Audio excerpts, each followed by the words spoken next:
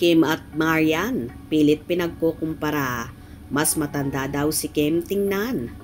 Fanny, pumalag.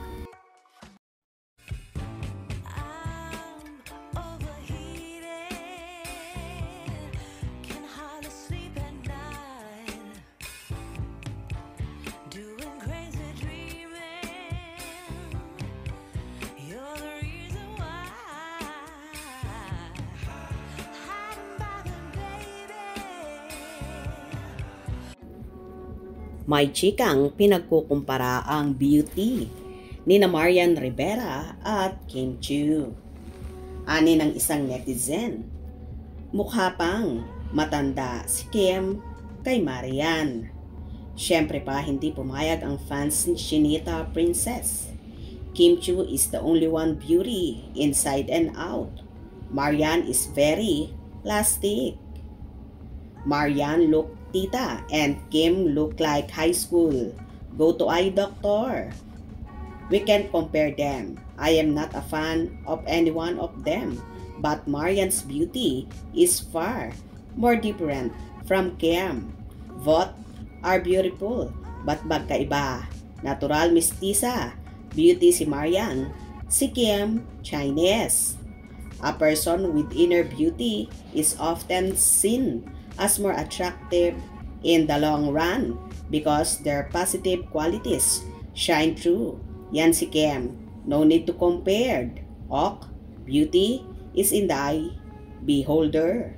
If you find someone who is beautiful to you, then let it be.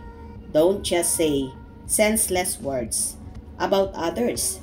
They're different from each other. And they're different from you too. Duh. Diyos ko mga basher, ayaw tumigil. Iba na ang panahon ngayon. Huwag nang ipag-compare ang ganda ng mga artista kasi may kanya-kanya silang katangian at angking ganda. Kaloka na talaga ang universe ngayon at parehong nananahimik ang magkabilang kampo ni na Marian at Kimi. Pero gumagawa na naman ng ingay ang mga fanay at pilit pinagsasabong ang dalawa.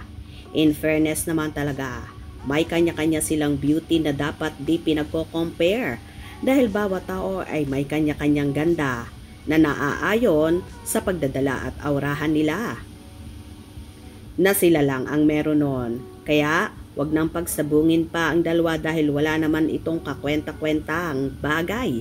For sure di rin papatol sina Kim at Marian sa ganitong issue dahil nonsense naman ito. Kaya yung mga fans na mahilig magkumpara, itigil nyo na po yan dahil hindi nakakatulong, bagkos nakakasira sa mga artistang tinutukoy nyo. Hay, sang mundo nga naman ngayon. Masyado nang judgmental.